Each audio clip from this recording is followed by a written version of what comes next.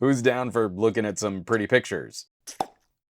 I'm getting my sea legs on the Xiaomi 13 Ultra cameras, getting a really good feel for what this phone can do before I dig deeper into one of my massive camera reviews, those really long videos that I post over on my Patreon, patreon.com/SomeGadgetGuy. This phone needs another update, especially for using the phone outside of China, but it's immediately apparent this collection of cameras is special. Of course, the 1-inch type sensor from Sony, this IMX989, is trickling out to a few more manufacturers. I've enjoyed it quite a bit on the Vivo, and what little time I've spent with that Oppo.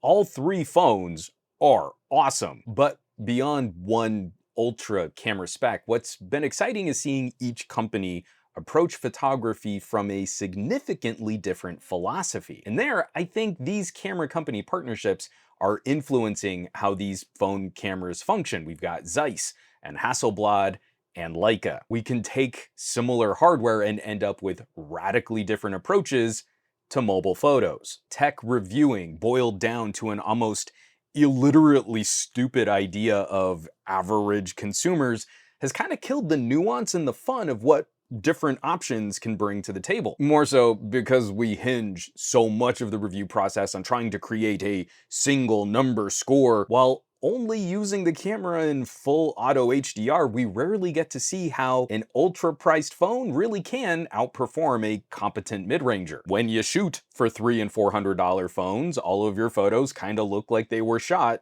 from $300 and $400 phones. But I digress. For the Xiaomi 13 Ultra, there are a couple of camera decisions we should celebrate and we should hope to see on other manufacturers like Samsung and Apple. From my early experiences with the phone, I'm going to focus on 3 points that I hope to see more broadly adopted across the phone industry. Number one, matched hardware. First and foremost, I'm a hardware guy, and as much as I've adored the 1-inch type sensors on phones, it's critically important to look at the matched companion sensors on the Xiaomi. The ultra-wide, the medium, and the long telephotos. I don't know of another phone with a quad camera that has ever done this before with sensors as large. We're not talking about megapixels, we're not talking about equivalent focal lengths, but the actual sensor sizes. This is an important feature for consistency, and it helps the camera feel more like a unified platform or one sensor on just a crazy long zoom lens. Some of the competitors out there, like the Vivo X90 Pro Plus,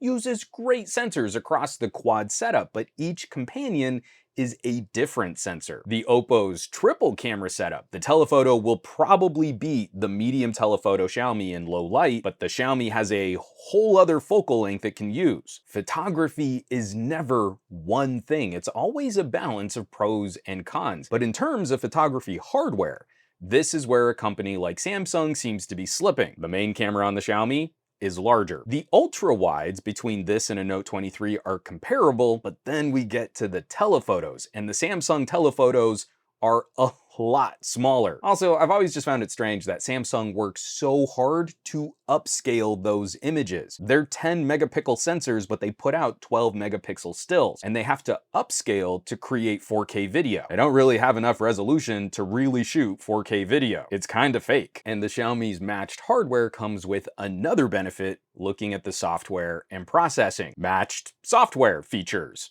All of the cameras can use all of the features in nearly every camera mode. Matching makes this better, a lot better. We don't want to be thinking about the operation of the camera and what features we have access to when we're trying to compose and capture a shot. The user doesn't need to memorize a flowchart of what zoom can use what video or what sensor can shoot which photo. Everything matches. Real 4K 60 that isn't upscaled from a lower resolution sensor, all 4 cameras. Real 8K 24, all 4 cameras. Manual modes, night modes, focus peaking, and raw capture, all 4 cameras. 50 megapixel high resolution JPEG capture, all 4 cameras. Super awesome ultra raw processed DNGs, all 4 cameras. If you're gonna tell me that you really care about these high resolution 50 megapixel, 200 megapixel camera modes, you can't shoot a 50 megapixel photo on a 10 megapixel sensor. I'm sure some folks can drop a few more in the comments, but the only two features I've found so far that literally don't match across all four cameras: the variable aperture on the main sensor, obviously, and the main sensor is special in one photo mode. It can shoot a 50 megapixel expert RAW photo DNG. The companion sensors can shoot expert RAW or a 50 megapixel JPEG, but they can't shoot a 50 megapixel expert RAW. Everything else seems to match. It's crazy how fast you get comfortable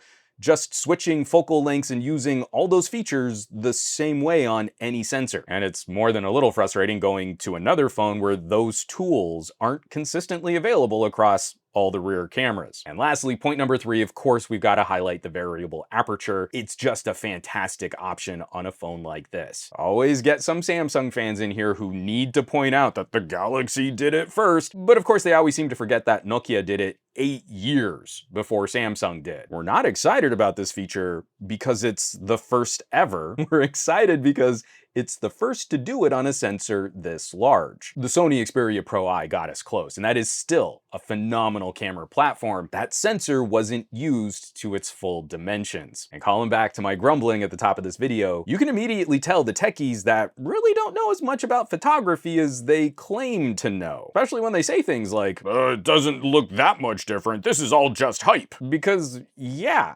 that's not how light and optics work. If you take a mirrorless camera and you stop it down 2 stops, you don't end up with a radically different photo. You end up with a longer, a deeper depth of field, and more of your subject is in focus, and where you focus, that point of the photo gets a little sharper. That's how lenses work. I wrote a book on smartphone photography. Take Better Photos, Smartphone Photography for Noobs. Available on Amazon Kindle. It explains some of this from the perspective of phones that have mostly fixed apertures. It's funny because I posted a massive update to the book earlier this year, and I already need to address a few of the sections because of the Xiaomi 13 Ultra. There's never a winner camera phone. That's not something that really exists, but the parts and the philosophy of how these cameras were chosen and stapled together feels really fresh when you've been shooting on some of the competition. This is crazy early days for one of the most ambitious camera systems we've ever seen on a phone.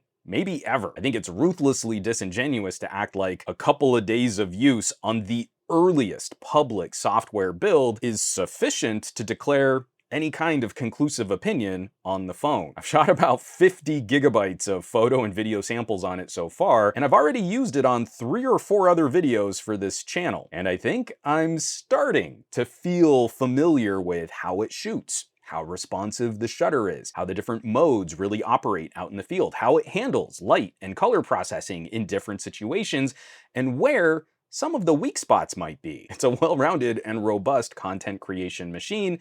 I'm having a lot of fun with it. So even if you were never going to buy a Xiaomi, if you want these kinds of features on your preferred phone brand, you should be rooting for this phone's success. The only thing that's gonna make your next phone better is good competition. I'm only about a week into this phone, and it's very good competition. I'm gonna have a lot more to say about this phone, doing a few comparisons. I am gonna dig a little bit more into the philosophy of each of these major camera brands that are collaborating with smartphone manufacturers, so stay tuned. We got a lot more to talk about here. As always, thanks so much for watching, for sharing these videos, and subscribing to the channel. All the support lately has been fantastic. If you've been clicking on links in my video descriptions, if you've been hitting my home site, SomeGadgetGuy.com, or if you've joined the list of names scrolling by on your screen from my Patreon, patreon.com/SomeGadgetGuy. This list is basically the coolest collection of tech pals in the universe, and they get exclusive access to my camera deep dive videos after I've had a little time to play with these things and they've gotten a couple of updates. They're pretty rad, so I hope you'll check them out. Now, you know where you can find me around the rest of the internet. I stream my podcast on the Twitch. I'm hanging out a lot more on the Mastodons. I'm sharing more photos on the Flickr because it's the best place to really share photos, and a little less so these days on the Twitters and the Facebooks and the Instagrams, but I will catch you all on the next video.